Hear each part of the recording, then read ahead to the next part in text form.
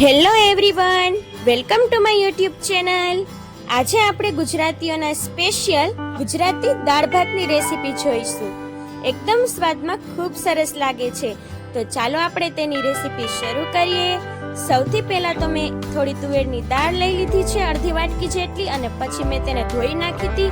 હવે તે મેં એને કુકરમાં મૂકી છે બાફવા માટે, અને તેમાં મેં થોડું પાણી એડ કર્યું છે। હવે તેને કુકરનું ઢાંકણું બંધ કરી અને ગેસ ઉપર મૂકી દઈશું અને 4 થી 5 વિસલ વગાડી લઈશું। ત્યાં સુધીમાં ચાલો આપણે ભાતની તૈયારી કરીએ। ભાતને પણ મેં 2 થી 3 વાર ધોઈ લીધા છે, અને હવે તેમાં જેટલા ભાત હોય તેનાથી 4 ગણું પાણી એડ કરવાનું છે, કારણ કે આપણે ઓસામણવાળી રીતથી ભાત બનાવવાના છે। હવે ભાતને ગેસ ઉપર મૂકી ગેસ ચાલુ કરી અને ભાત એકદમ વ્હાઇટનેસ વાળા બને તેના માટે આપણે તેમાં થોડું મીઠું એડ કરીશું, અને ત્યારબાદ એમાં થોડા લીંબુના ટીપા એડ કરીશું, એટલે કે થોડો લીંબુનો રસ એડ કરી દઈશું, જેથી ભાત એકદમ વ્હાઈટ બને। હવે ભાતને ઉકળવા દઈશું આવી જ રીતના ગેસ ઉપર।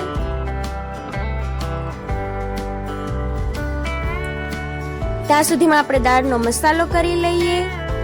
તો દાળના મસાલા માટે મેં અહીંયા આદુ ખમણીને લઈ લીધું છે, લીમડો, મરચું, ટમેટું અને લીંબુ આ બધું લઈ લીધું છે, અને બાકી બધા મસાલા પણ મેં લઈ લીધા છે।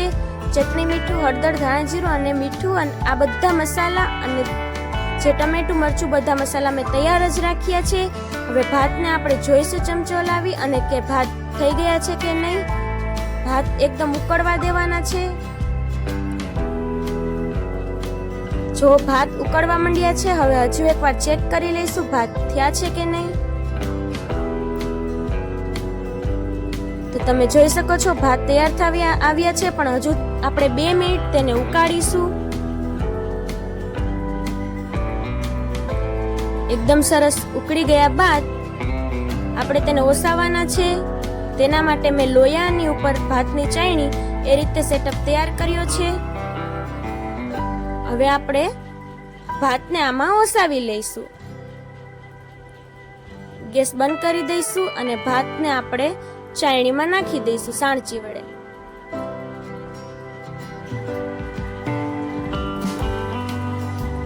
જો તમે જોઈ શકો છો કેટલા સરસ ભાત તૈયાર થઈ ગયા છે। એકદમ વ્હાઇટનેસ વાળા ભાત તૈયાર થઈ ગયા છે, તમે જોઈ શકો છો।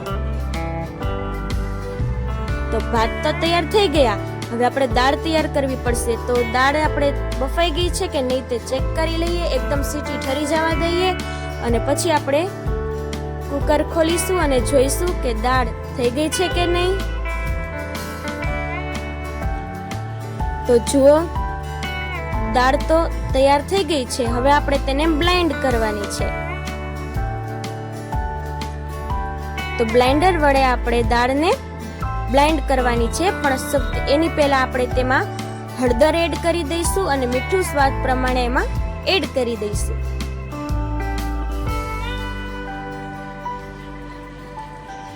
હવે બ્લાઇન્ડર વડે આપણે દાળને બ્લાઇન્ડ કરી લઈશું।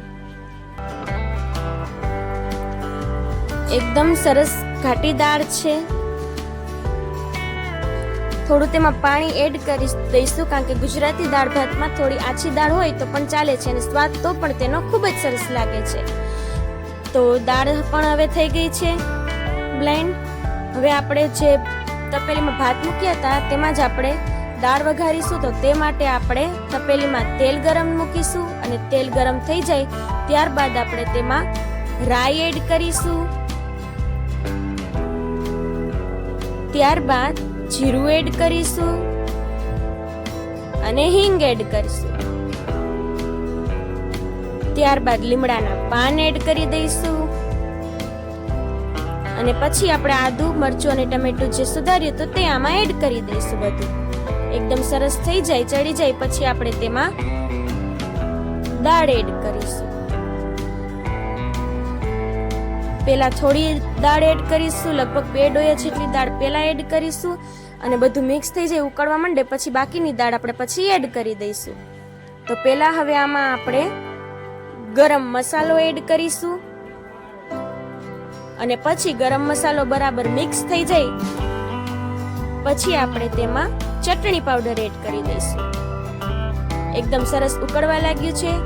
ચટણી પાવડર પણ બરાબર મિક્સ કરી દેવાનો છે.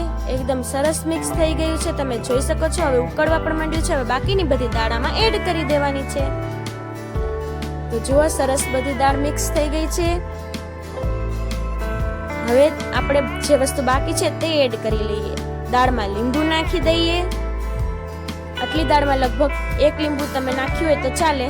અને પછી તેમાં નાનું 1 લીંબુ નાખવાનું છે અને પછી તે પ્રમાણે ખાંડ એડ કરી દેવાની છે. ખાંડ તમારે જેટલી મીઠી રાખવી હોય તેટલી એડ કરી શકો છો. જો દાળ સરસ ઉકળી ગઈ છે, એકદમ સરસ ઉકળી ગઈ છે દાળ, અને દાળ ભાત તૈયાર. તો ચાલો તેને પ્લેટમાં સર્વ કરી લઈએ અને ગાર્નિશ કરી લઈએ કોથમીર વડે. તો જો કેટલા સરસ દાળ ભાત થોડી જ વારમાં તૈયાર. આ ગુજરાતી દાળ ભાતની રેસીપી તમે એક વખત ઘરે ટ્રાય કરજો, તમને ખૂબ જ મજા આવશે. અને પછી મને કમેન્ટમાં કહેજો કે કેવા બને છે. અને જો તમને અમારો વિડીયો ગમ્યો હોય તો વિડીયોને લાઈક કરો, કમેન્ટ કરો, શેર કરો અને નવા વિડીયો જોવા માટે અમારી યુટ્યુબ ચેનલ સબસ્ક્રાઇબ કરો. Thank you.